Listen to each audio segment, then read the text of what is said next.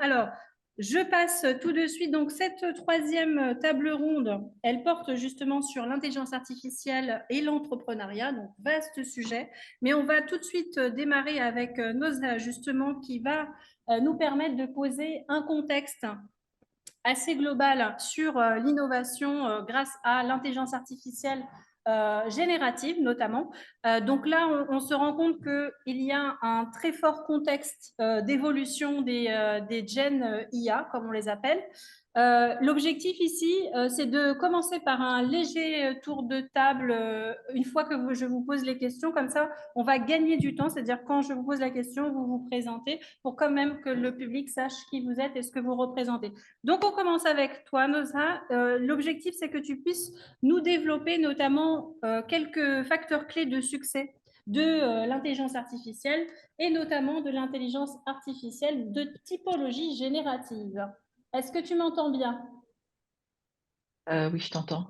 Et Ah, je ne sais pas super. si vous m'entendez bien. Oui, oui, oui, c'est parfait. Bienvenue, bienvenue. On commence les festivités avec toi. Merci, merci. Ravi d'être parmi vous pour partager ce moment autour de l'innovation, l'entrepreneuriat centré sur l'IA et en particulier sur l'IA générative, qui fait partie de mon activité maintenant chez Decathlon. Euh, Effectivement, quels sont les facteurs de succès pour pour l'aspect entrepreneuriat? Euh, alors, il y a un certain nombre de dimensions auxquelles il faut faire attention, notamment pour l'IA générative. Vraiment, je contextualise pour l'IA générative, pas l'IA au sens large. D'abord, c'est la clé. Enfin, je dirais toutes les dimensions sont importantes, mais d'abord, je commence par les compétences spécialisées qui vont au-delà de l'IA. Souvent, on dit data scientist, bah, il sait faire. Il sait faire l'IA prédictive, il sait faire l'IA générative. Non. En fait, il y a un savoir-faire spécialisé, il faut un upskill dédié pour ce savoir-faire-là. Ces technologies d'IA générative, ça évolue à une vitesse, comme vous le savez, grand V, moi je dirais exponentielle. C'est même plus dans 6 mois ou dans 5 ans, c'est vraiment demain. Je ne sais pas quelle surprise on va avoir des différents éditeurs et différents producteurs de l'IA générative. Donc voilà, on a un besoin énorme en termes de compétences spécialisées là-dessus.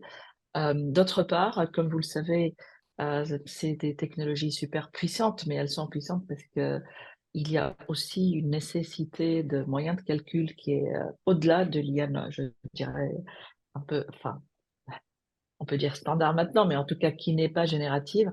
C'est vraiment les machines les plus puissantes chez tous les fournisseurs de calcul qu'il faut se réserver. Et là, c'est force de constater que, je dirais, comme là, c'est une rencontre franco-tunisienne, c'est des dimensions qui manquent à la France, qui manquent à l'Europe, et pas qu'en Tunisie, j'entends, hein, pour les moyens de calcul.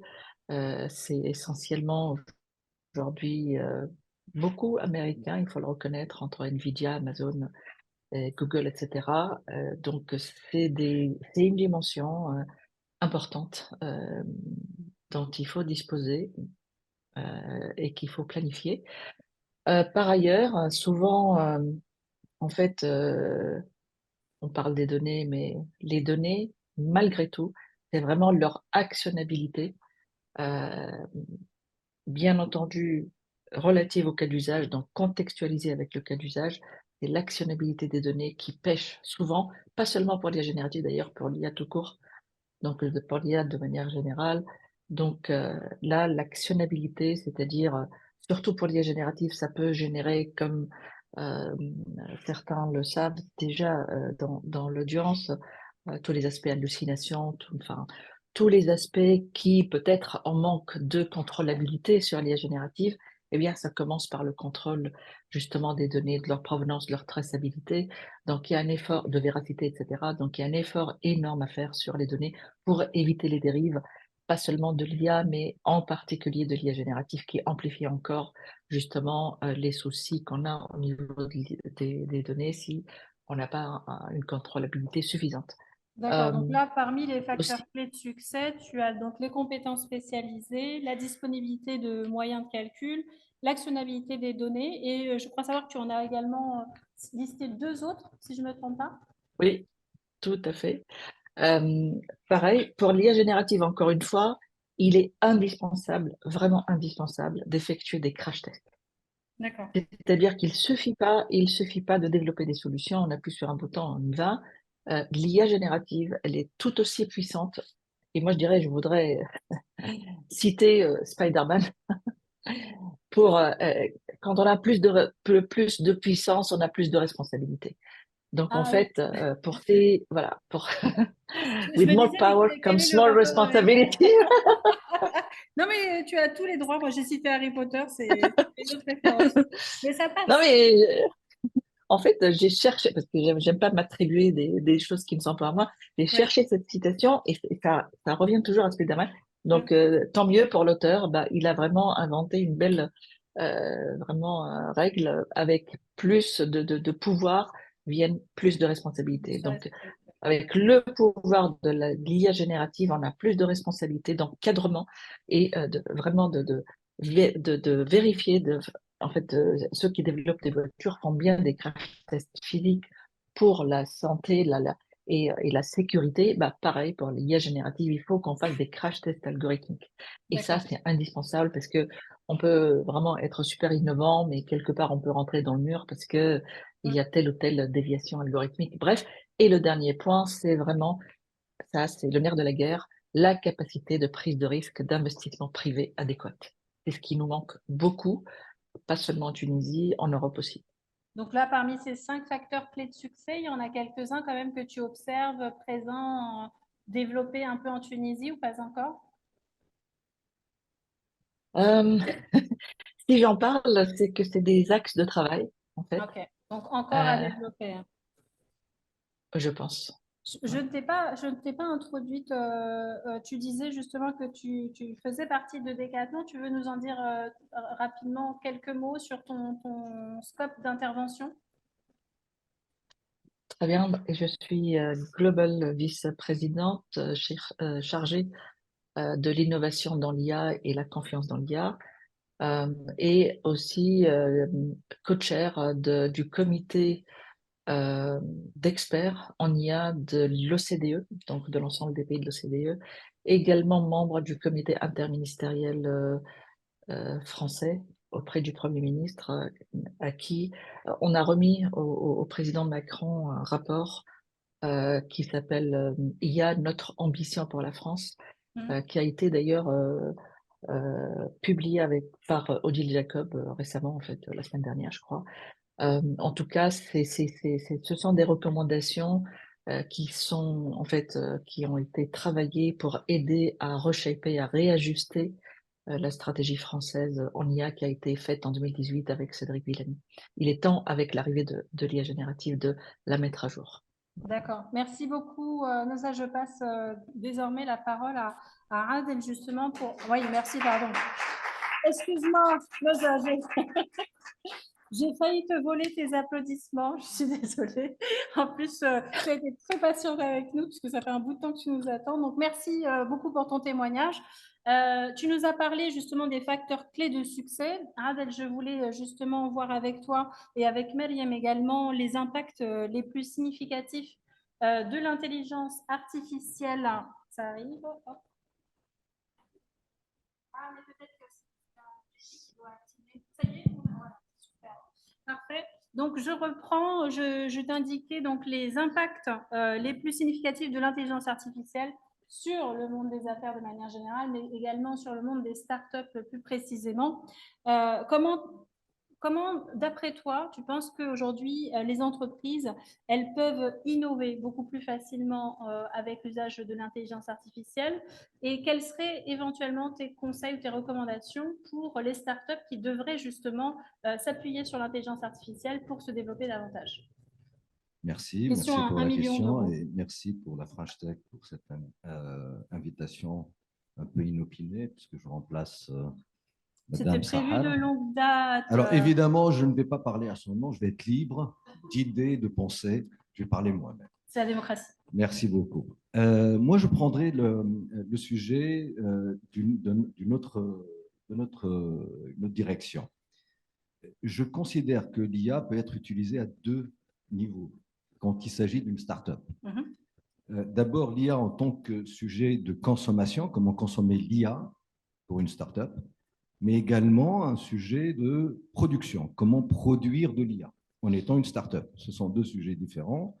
Évidemment, les niveaux de complexité ne sont pas les mêmes, mais commençons par le plus simple, c'est-à-dire comment utiliser l'IA en tant que start-up et se donner les moyens de réussir, en tout cas augmenter ses chances de réussite. Et là, ça me paraît évident. L'exemple qu'on a vu tout à l'heure, Advocate, qui est un exemple parfait, qui vous dit comment l'IA peut venir aider une des étapes ou des cycles de production dans une entreprise. Là, c'est le cycle de vente, ce qu'on a vu tout à l'heure.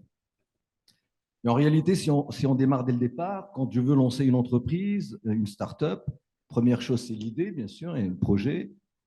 Et là, l'IA peut m'aider. Aujourd'hui, je considère que l'IA est un outil qui permet de démocratiser l'excellence.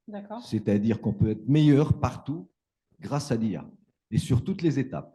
Alors, bien sûr, l'ideation, je peux l'améliorer, la tester avec l'IA, avec les sandbox, etc. Après, quand il s'agit d'aller chercher des financements, je peux aussi optimiser cette phase par l'IA.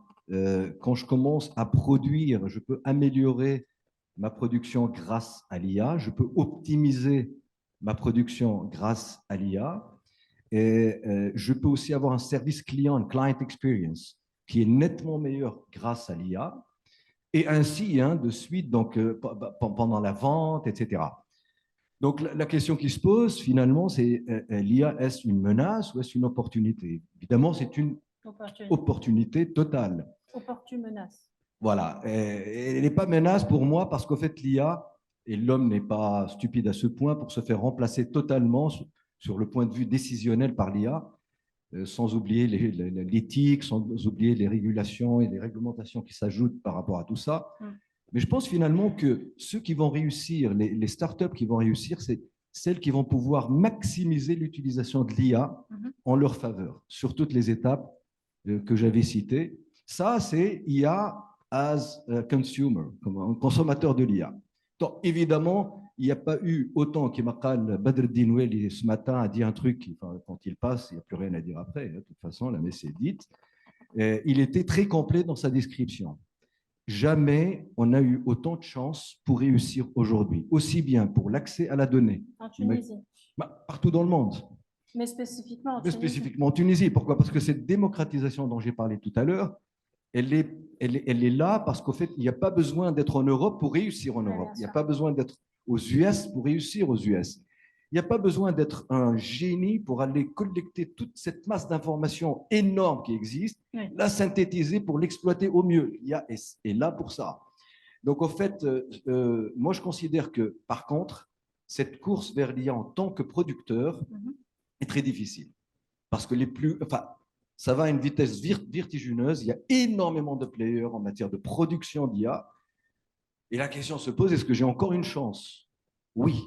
Alors, parce que, comme l'a dit Badreddin, on n'a pas besoin d'investissement énorme pour commencer à s'y mettre.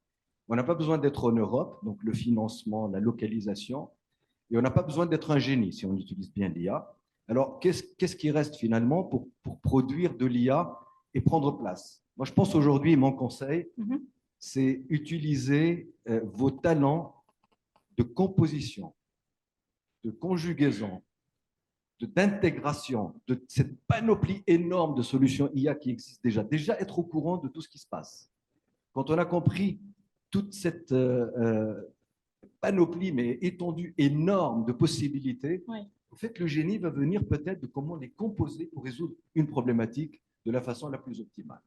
Alors, certes, j'ai ça, mais peut-être qu'en composant ça, je vais avoir quelque chose, une valeur ajoutée que personne avant moi n'a apporté.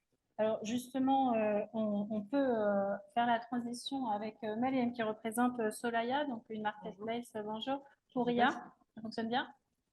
Mais donnez la parole aux femmes, enfin. Oui, il faudrait commencer par là, effectivement. Donc, chouette transition avec toi. Absolument. Tu peux nous en dire un peu plus parce que je n'ai pas présenté Solaya, mais c'est l'occasion aussi d'en savoir un peu plus là-dessus. Je peux commencer, si tu veux, par me présenter brièvement. Moi, j'ai un background ingénieur, mais j'ai évolué une dizaine d'années entre le monde des marques, du luxe et également de la technologie. Donc, j'ai vraiment plusieurs casquettes qui ont fait justement et qui m'ont permis de développer le projet sur lequel je travaille à présent. Donc, Solaya, c'est tout simplement une plateforme qui va permettre de rendre la production du contenu e-commerce beaucoup plus simple. C'est à ce problème-là qu'on s'attaque. Aujourd'hui, si on prend juste Amazon US, il y a 350 millions de produits sur Amazon US. Le e-commerce aux États-Unis, ça représente 17% à peu près du e-commerce mondial.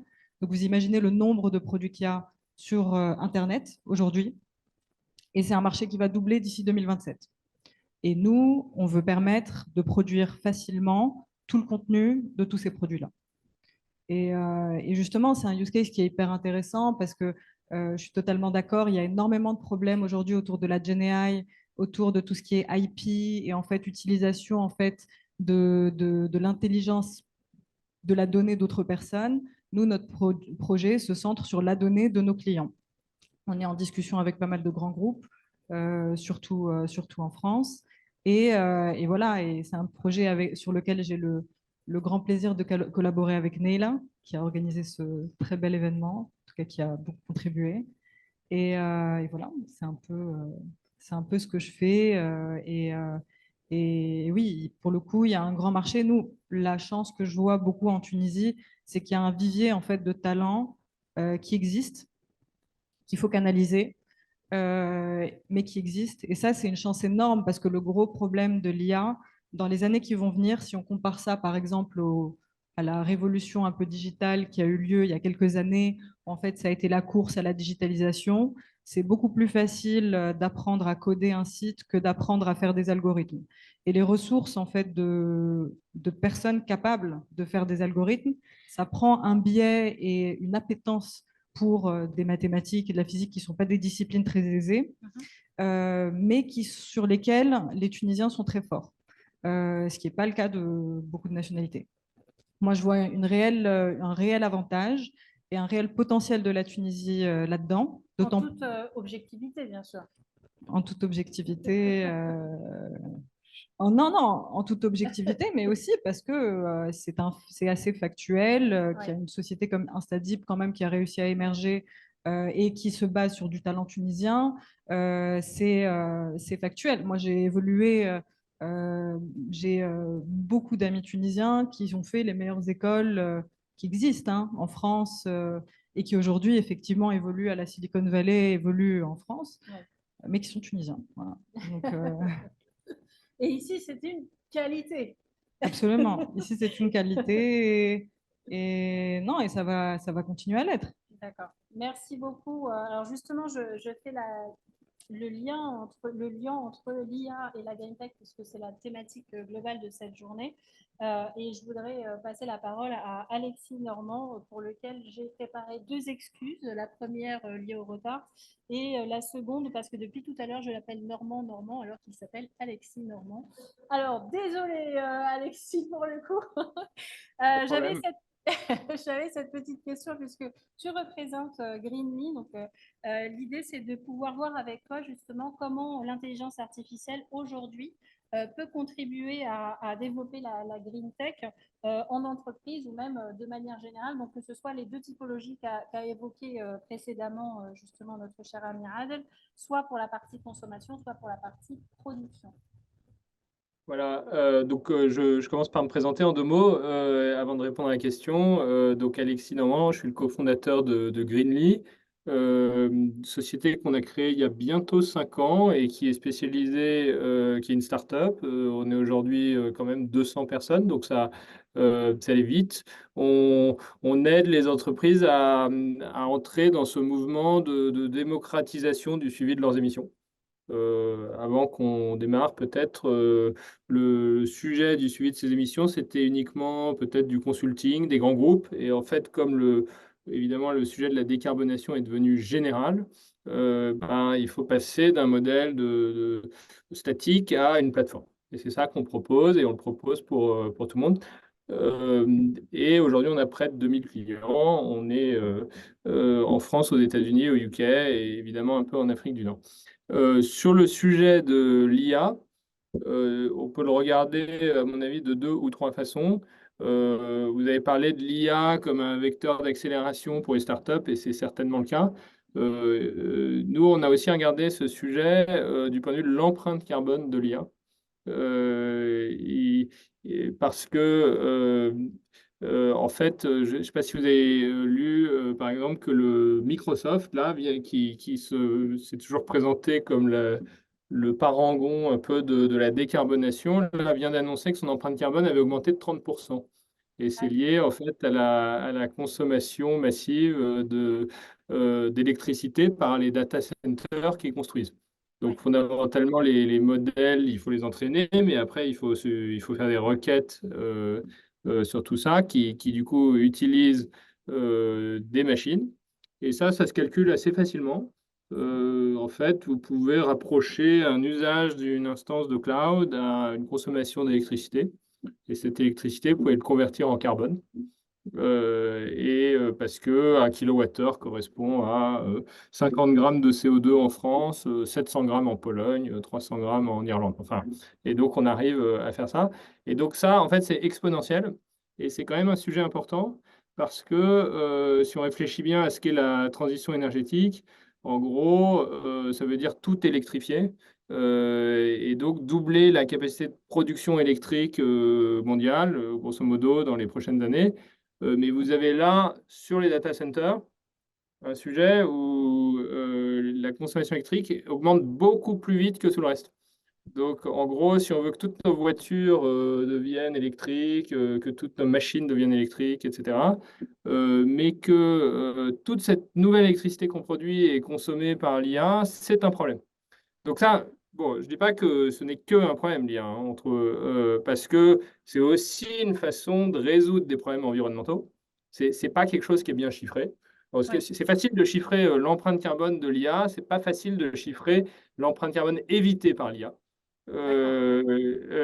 Et puis, quand même, pour ce qui est de nos opérations, malgré ce que je viens de dire, on s'en sert quand même, puisque quand vous avez généré énormément de documentation, que vous avez beaucoup de données complexes, que vous voulez aller vite, en l'occurrence pour nous, pour la production de reporting, et ben, c'est quand même assez utile de pouvoir structurer du contenu non structuré très vite, que de la vente aux opérations, aux services clients, etc., etc. Donc là-dessus, je pense on est logé à la même enseigne que tout le monde, et évidemment qu'on s'en sert.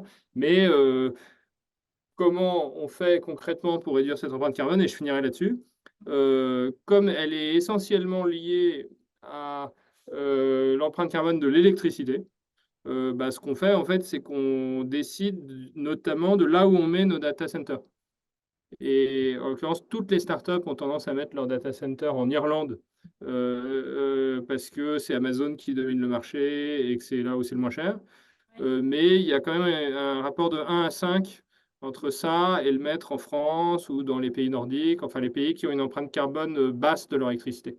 Donc c'est ça qu'on a fait en fait. On a migré et donc pour les entreprises, les startups qui se positionnent notamment dans l'avenir, et je pense que vu que c'est leur principale source d'émissions, leur data center, je pense que c'est quelque chose à avoir en tête. Voilà. Donc, mais maintenant que tu as donné l'astuce, toutes les startups vont aller en Irlande. Peut-être, ou peut-être que Amazon va devoir créer des data centers en France au lieu d'en Irlande. En tout cas, avoir une empreinte, avoir un mix énergétique décarboné, c'est un vrai facteur de compétitivité, je pense, en général, mais dans ce domaine en particulier. C'est la vraie question, en effet. Merci beaucoup, Alexis. Alors justement, j'enchaîne avec notre dernier intervenant. On a parlé des facteurs clés de succès. On a parlé notamment des impacts opportunes menaces, on va dire, de l'intelligence artificielle et en tout cas de l'impact que ça pouvait avoir d'un point de vue écologique. Fares, tu as la question à 1 million d'euros, puisque l'idée, c'est de savoir quelles sont finalement les tendances émergentes liées à l'intelligence artificielle qui, selon toi, façonneraient l'avenir des jeunes entrepreneurs, puisque tu représentes notre volet EdTech ici dans ce panel. Alors, bien sûr, tu commenceras par te présenter et présenter ton entité, et ensuite à répondre à la question à 1 million d'euros. Pardon. Et ouais, les euros, c'est mieux. Donc, bonjour à tous, moi c'est Fares Nadjar, je suis représentant de la société Campusna. Merci de m'avoir invité pour aujourd'hui. Bon, en fait, on a entendu depuis ce matin parler de green tech, d'agri-tech, de food tech, de plein de types de tech.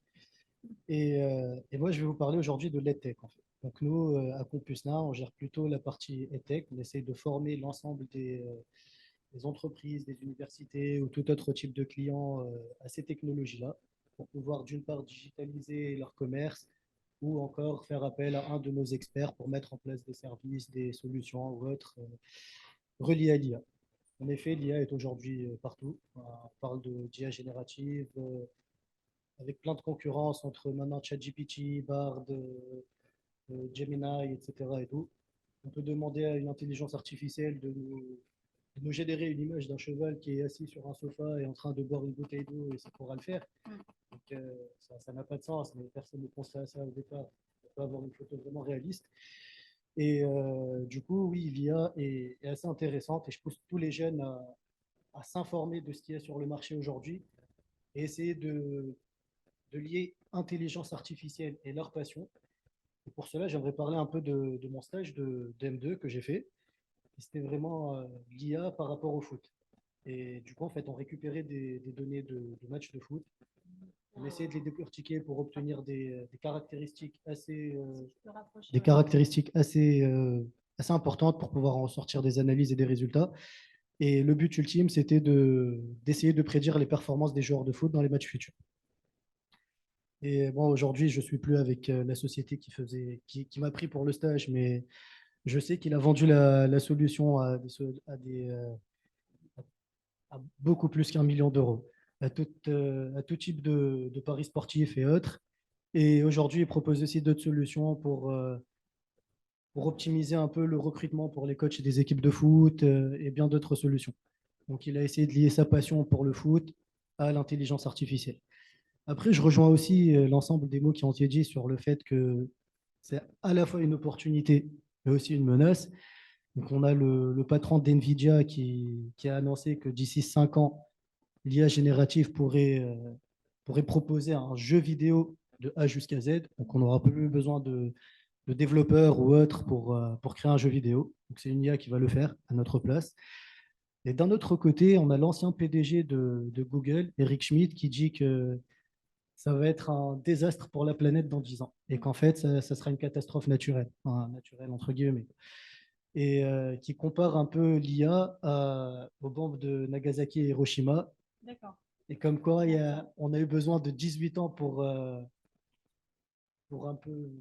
réparer les dégâts de ces deux bombes atomiques, parce que les essais nucléaires ont été arrêtés assez tard, et que pour l'IA, on n'a pas ce temps-là. On n'a pas 18 ans pour pouvoir réparer ça. Et d'où vient ce fait-là? Je pense que faut savoir en fait mettre les limites à l'IA, et donc c'est des questions d'éthique. Et l'IA doit être vraiment un outil d'aide à la décision et non pas un outil de décision en soi. Voilà.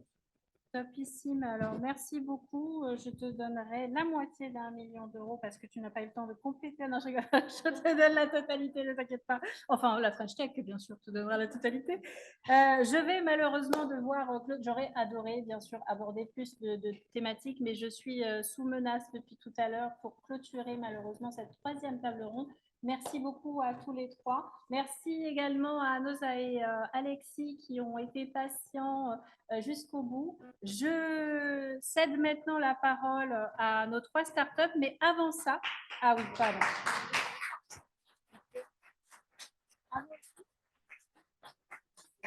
Alors, il y a, pardon, des questions?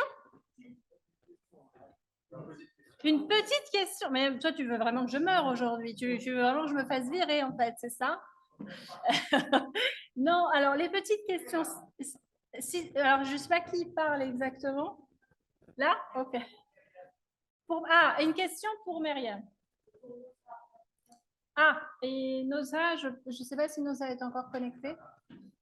Alors, allez-y, monsieur, je vous en prie. Vu que vous m'avez dit petite question, ça passe.